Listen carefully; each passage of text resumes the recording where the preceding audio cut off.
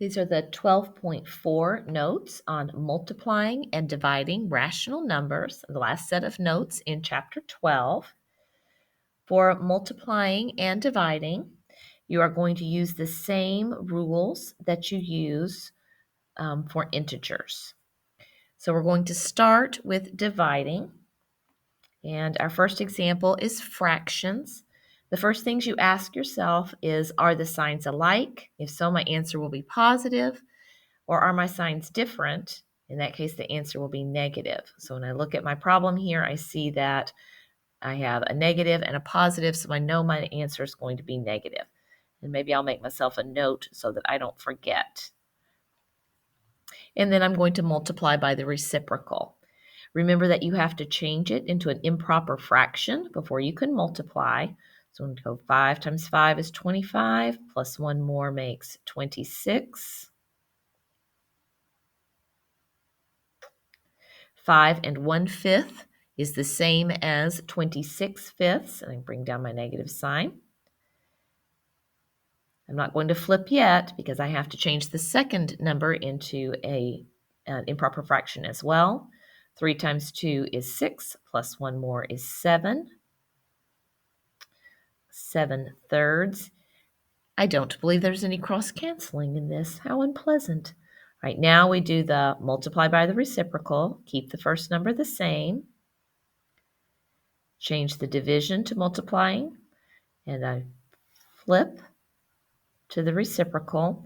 And I double check. No, 7 does not go into 26. And 3 and 5 do not cancel out. So I have to do the math. Let's see. 3 times 26, I believe, is 78. And 5 times 7 is 35. And my answer should be negative. If I want to, I can change that. This is kind of a big number. Usually when they start getting big, I would like to see them as mixed numbers. I know that 35 will go into 78 2 times. That's 70. And then I will have 8 left over. And again, don't forget your negative sign. I can do a little check at the end just to make sure that that answer makes sense. If I've got something a little bit bigger than 5 and I'm dividing by something a little bit bigger than 2, then I know that my answer should be a little bit bigger than 2. 2 goes into 5 a little bit more than 2 times. So that's a reasonable answer. For B, again, we check and see if my signs are alike or different. And again, they are different, so my answer is going to be negative. Then remember that you have to move the decimal in the divisor. Let's go ahead and write it in the bracket. So I've got negative 8.4 and 2.1. And let's go ahead and just go put that negative sign in the answer. Now I know I won't forget it. So I'm going to move the decimal in the divisor all the way to the end so that I can divide by a whole number. And then I'm going to move the decimal in the dividend the same number of places. I moved this decimal once, in the divisor it moved once, so in the dividend it will move once. So I'm not always moving to the end, I'm moving the same. It's the same as when you are changing a fraction and you do the same thing in the numerator and the denominator. It's exactly the same thing because you could write this as a fraction, right? That's 8.4 divided by 2.1. And I'm going to multiply by 10 in both parts. And then I have 84 divided by 21. Right? It's exactly the same thing as multiplying your numerators and denominators by the same number. So now I've got 21 will not go into 8. Let's go ahead and pull that decimal straight up so I don't lose it. 21 doesn't go into 8. 21 does go into 84. I believe that goes 4 times. 4 times. And then I'm done.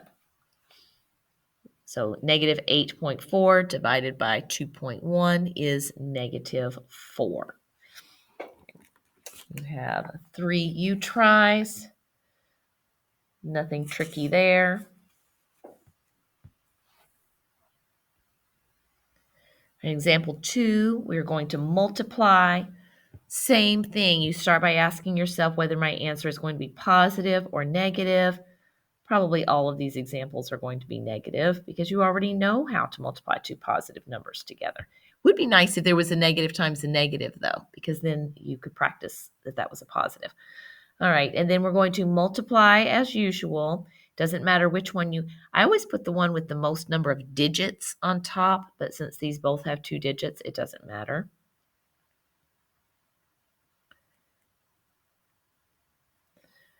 Is do the multiplication. 6 times 5 is 30. 2 times 6 is 12, 13, 14, 15. 0 as a placeholder. 3 times 5 is 15. Carry the 1. 2 times 3 is 6, 7.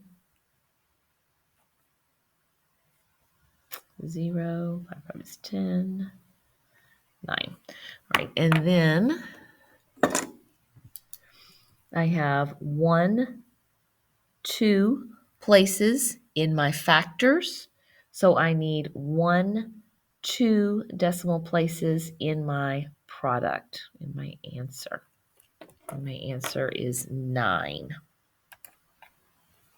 Go back and check and make sure I've got my sign.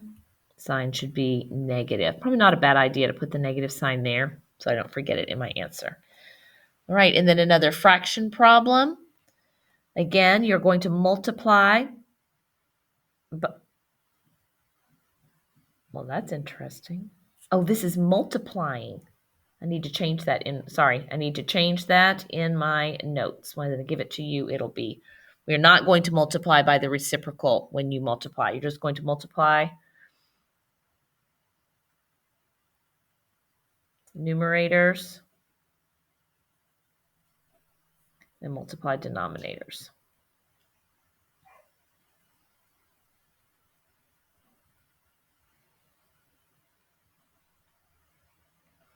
Okay. If it were a mixed number, I would need to change it into a fraction, but it is not. So I've got a positive times a negative. I know my answer is going to be negative.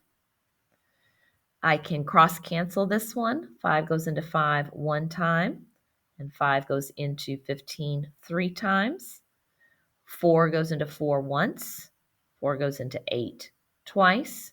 1 times 1 is 1, and 2 times 3 is 6. And be sure that you always check, make sure you don't lose your negative sign. Okay. And there is another mistake in here.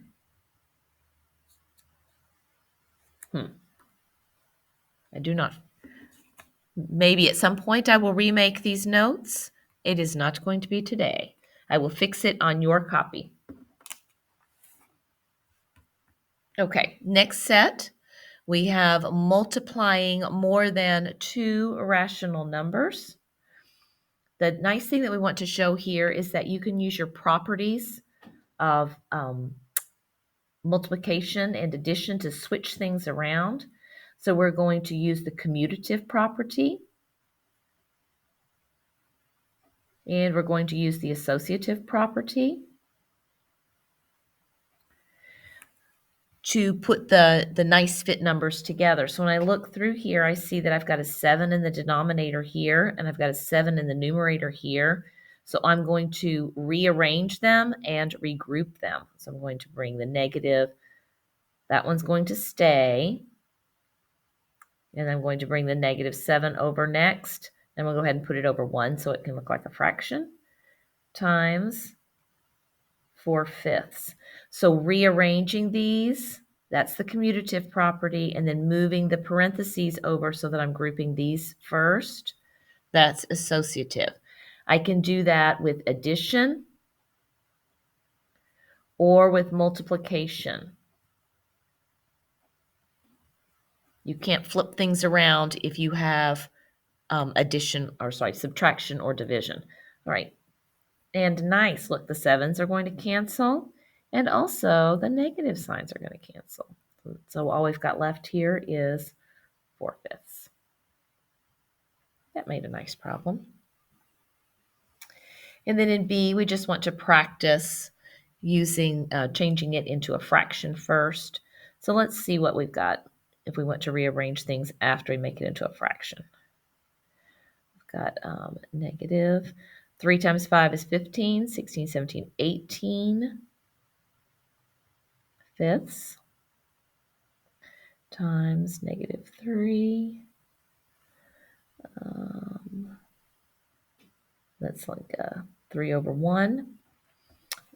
So I've got a 3 in the denominator here with a 3 in the numerator here, so I want to flip those around. But I've also got a nice cancel there. I kind of like it just the way it is because I can also cross cancel if these. Also, you know what? Let's just do it. You can cancel any top with any bottom without having to rewrite the problem. So I can cancel the 3. Oh, let's look and see if we've got positive or negative. I didn't even check on my last problem, did I? This one had a negative, had 2 negatives. So because I've got 2 negatives, I have a positive. And in the second problem, I also have negative times negative makes positive. And here I also have a negative times a negative. So I have a positive answer. All right, so then the 3 here can cancel with the 3 over here. And the 5 can turn into a 1. And the 10 can be a 2. And there's nothing else, right? There's just 1s there. So 2 times 18 is 36. And my negative signs also canceled out. So that's a nice little problem too. All right, and there's you try. Looks like it's okay this time. And then in example 4, I sure do wish I had a calculator. An investor owns these stocks, A, B, and C, and we want to know what the mean or average change in the value of the stocks is. So in order to do that, I'm going to add everything up, and then I'm going to divide. I'm going to take the sum, and then I'm going to divide by 3. Okay, let's add the negatives together first. So I've got 180.39 and also negative 280. I guess that's been 52 cents. And since they're both negative, I can just add them together. So I've got 9, 10, 11. Carry the 1. 4, 5 is 9. Bring down my decimal. 0, 16. 2 and 2 is 4. All right, and then I've got this negative $460.91, and then I have a positive for B. When the signs are different, let's see, we'll put the 127.28. Because my signs are different, I'm going to subtract. I'll put the bigger absolute value on top.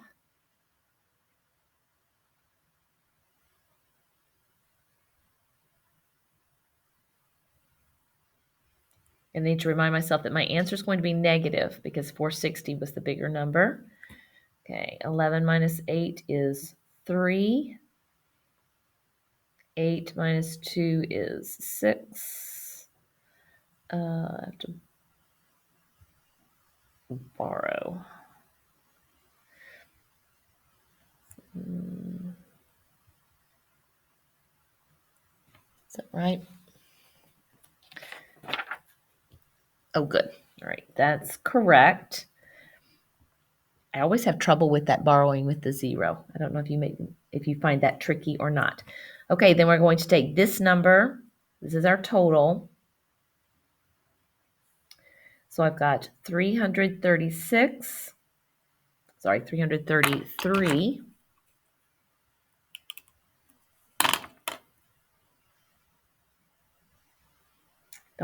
$63. And that was over a 3-year period. So I can just divide by 3. And this is a negative. So I've got a negative divided by 3. Time is always positive. So I'm going to bring that up. I don't have to move any decimals in the divisor this time because it's already a whole number. So I can just bring my decimal straight up. And at least it's an easy division, right? 1, 1, 1. And then 3 goes into 6 2 times. Okay, that was pretty easy. So it's negative with the negative sign first, then the dollars. So they lost over the 3 years, they lost an average of $111.21 each year. When you get to the you try, you're going to do it, but they're going to add on a stock D. You don't have to do all of the math over again, right? You already know what these three, A, B, and C, add up to. So you can take this number, add on stock D, and then divide by 4. So you're going to take total